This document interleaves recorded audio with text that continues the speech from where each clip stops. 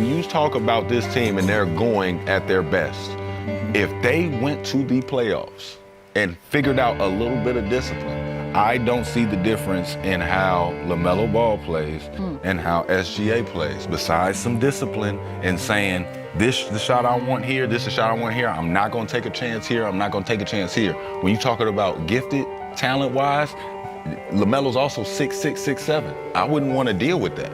Not with confidence. I see. It's dangerous. I'm not saying. I see where you're going. It's the same thing they did. Like T-Mac just said, Anthony Edwards and SGA. The difference is the winning, the discipline, the IQ. You talking about size and getting to a spot. I'm saying, like, he's got all the physical gifts that SGA has. So that's all you need when you start talking about playoff basketball. I feel like what a lot of people still don't understand about LaMelo Ball is that nothing he does is accidental. Those no-look passes, the deep pull-ups from near half-court, that's not showboating, that's his identity. We're talking about a Rookie of the Year, an all-star, one of the most creative point guards in the league.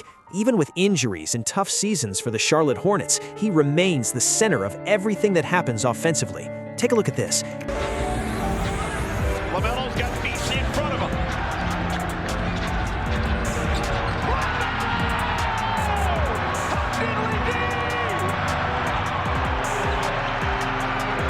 He catches the ball, and if the defense hesitates for half a second, that's all he needs. One dribble, a change of pace, and a pass fired across the court right into his teammates' hands. It's not just flashy, it's efficient. And when you start stacking those moments together, you realize maybe the conversation was never really about style, it was about real impact on winning. Before we continue, please leave a like and subscribe to the channel to help us grow. And don't forget to turn on notifications so you don't miss any videos.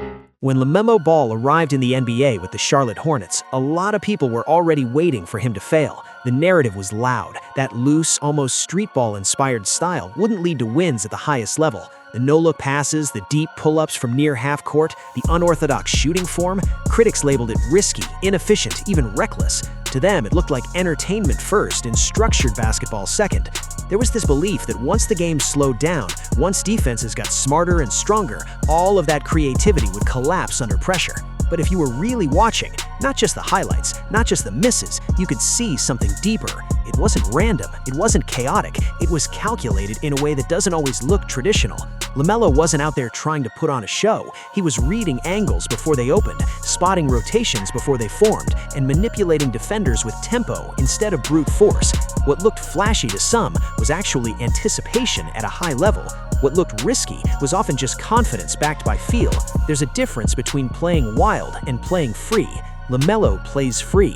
He processes the game at a speed that forces everyone else to react. A defender leans the wrong way for a split second, he's already gone. Help defense steps up late, the ball is already skipping to the weak side corner. His creativity isn't separate from winning basketball.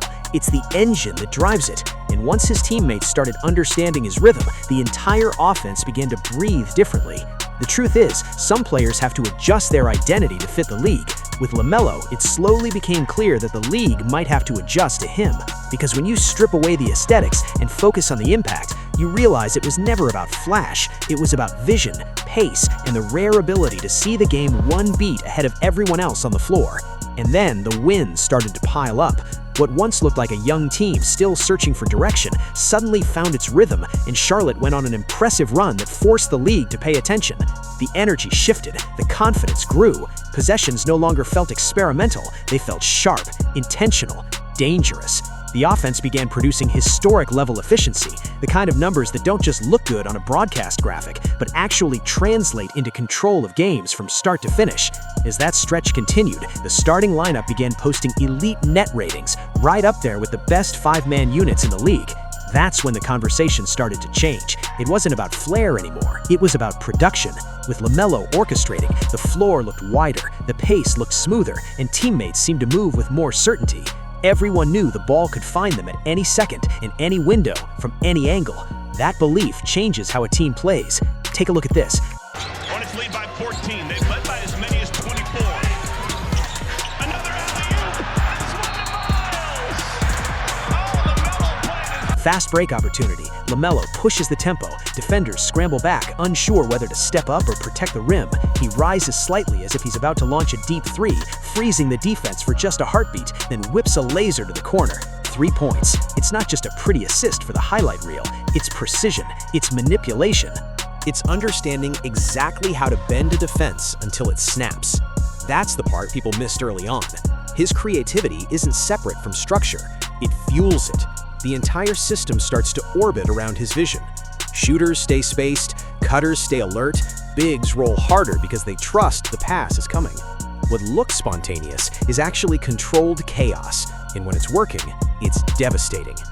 This wasn't entertainment pretending to win, it was a team winning because of the imagination at its core. But this story didn't begin in the NBA. Long before official scouts were filing detailed reports and front offices were debating draft boards, LaMelo Ball was already a viral phenomenon in high school. Packed gyms, cameras everywhere, highlight clips traveling across the internet within minutes. He wasn't just a prospect, he was an event. And those deep shots from the logo, he was taking and making those before it became a league-wide trend. For him, that kind of range wasn't a statement, it was normal. While most future pros quietly built their reputations in structured systems, LaMelo was growing up in full public view. Every game felt amplified, every miss was clipped, every turnover dissected. The spotlight wasn't something he stepped into later, it was something he was raised in. That level of exposure can break players before they even reach the next level. But in his case, it shaped him. It forced him to develop poise early, to embrace scrutiny instead of fearing it. There's something different about a player who has already experienced pressure before the NBA ever calls their name. For LaMelo, the noise was constant. Praise from fans, criticism from analysts, questions about whether the hype was real. Instead of shrinking, he leaned into it. He kept shooting, he kept passing, he kept playing with that same fearless rhythm. Over time, that repetition under pressure built a kind of emotional armor. Confidence stopped being an act and became a reflex. That's why when he finally stepped onto an NBA court, the moment didn't look too big for him. He had already lived in big moments. The expectations, the cameras, the debates, none of it was new. And that early exposure, as intense as it was, ended up becoming one of his greatest strengths. Because when you grow up under the lights, you don't panic when they get brighter, you perform. Instead of taking the traditional NCAA route, like most top prospects, LaMelo chose a completely different path. He went to Lithuania to play professionally, then joined the JBA, a move that confused and frustrated a lot of evaluators at the time. Scouts questioned the level of competition, the structure, even the long-term logic behind the decision. To many, it felt risky. They believed stepping away from the college spotlight and established development systems would hurt his draft stock and slow his growth. But what those critics underestimated was how much those experiences would shape him. Playing overseas as a teenager meant dealing with grown men, stronger, more physical, less forgiving. It wasn't highlight culture anymore. It was professional basketball, where mistakes cost you immediately. He had to adjust to different coaching styles, different locker rooms, different expectations. There was no safety net. That kind of environment forces maturity fast, whether you're ready or not. And beyond the physical adjustment, there was the mental side. Living abroad at such a young age demands independence. There's no familiar comfort zone, no predictable system. You either adapt or get overwhelmed. LaMelo adapted. He learned how to control pace in tougher games, how to absorb contact, how to create space against defenders who weren't impressed by viral fame. Those years weren't polished, but they were real. They hardened his instincts and sharpened his decision-making. In hindsight, that unconventional path didn't delay his development, it refined it. It strengthened his identity as a player who doesn't follow the blueprint, but creates his own. By the time he reached the NBA, he wasn't just a talented teenager with flashy highlights, he was someone who had already navigated instability, criticism, and professional competition. And that foundation, built outside the traditional system, became one of the key reasons he could step into the league with confidence instead of hesitation. It was in Australia's NBL where everything truly shifted for LaMelo. Up to that point, the conversation around him had been loud but divided. Hype mixed with doubt, highlights mixed with skepticism. But in the NBL, he was no longer playing against teenagers or unfamiliar developmental setups. He was facing experienced, physically mature professionals who weren't interested in his reputation. And that's where he proved something real. His game translated. Against grown men, his feel for the pick and roll stood out immediately. He wasn't just dancing with the ball. He was reading coverages, manipulating defenders, waiting for the exact moment a big man stepped too high or a wing defender lost sight of the corner. His pace was deliberate. He could speed the game up in transition, then slow it down in half-court sets like a veteran. Add in his rebounding instincts and natural court vision, and suddenly it became clear this wasn't just flair, this was control. There were nights when the stat sheet told part of the story, but the eye test told even more.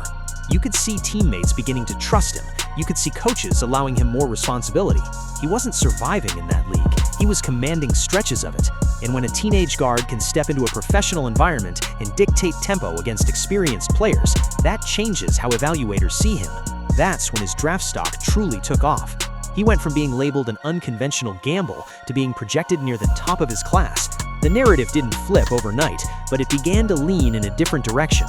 Australia wasn't just another stop in his journey, it was the proof of concept. It was the moment people realized that maybe this unique, unpredictable style wasn't a liability, maybe it was an advantage.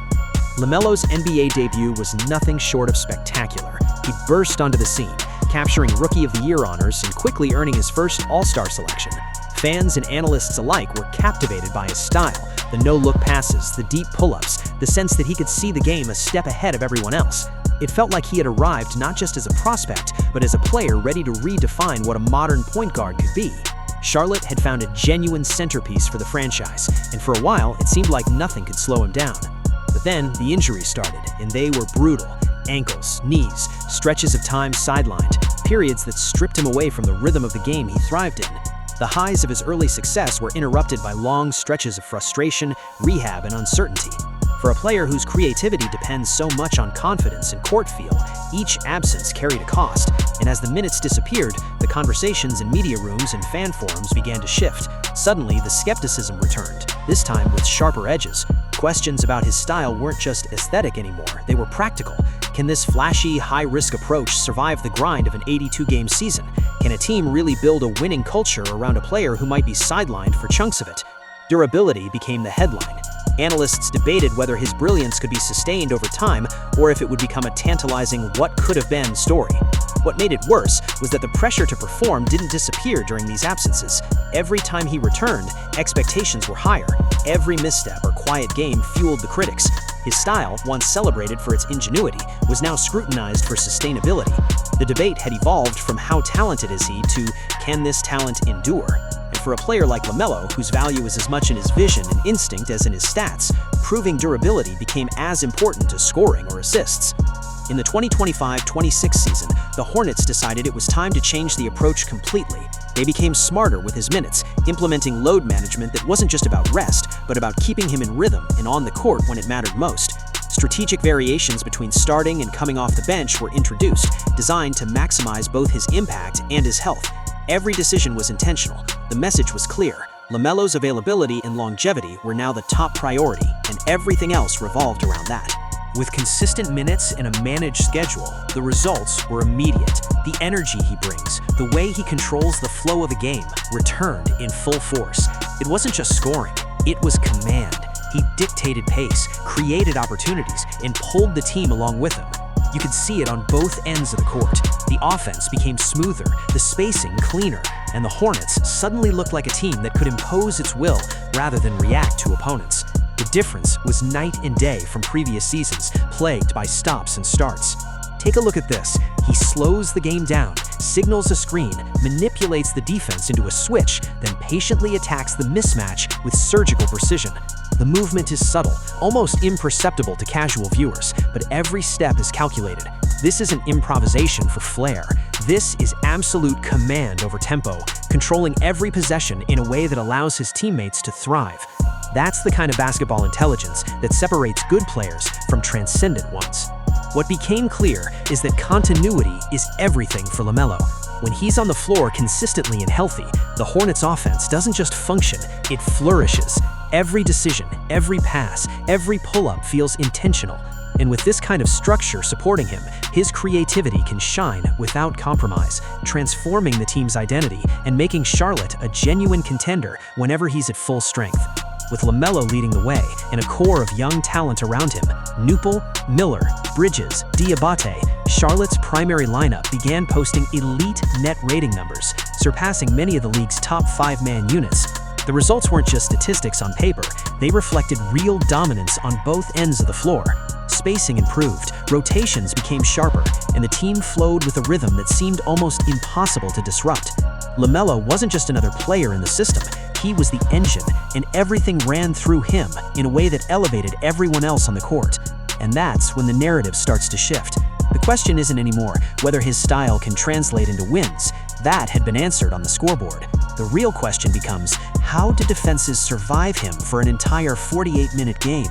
Every possession requires attention. Every rotation must anticipate his next move. And even when he isn't directly involved with the ball, his presence alters positioning, spacing, and decision-making. That kind of influence goes beyond numbers. It's psychological, strategic, and instantaneous. LaMelo's creativity forces opponents into constant adaptation. He doesn't just react to defenses, he anticipates them, manipulates them, and punishes them. Off-ball movement, timing of passes, and sudden bursts of acceleration create mismatches that are extremely difficult to plan for. Defenders can't rely on conventional scouting reports or predictable tendencies, and that unpredictability is precisely what makes him so dangerous, not only for scoring, but for the entire offensive ecosystem around him.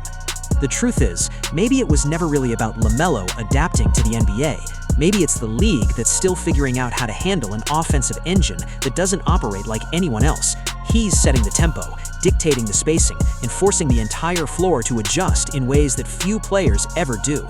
Watching him play isn't just watching a point guard execute plays, it's watching the league itself learn how to respond to a player who rewrites the rules of how the game can be run.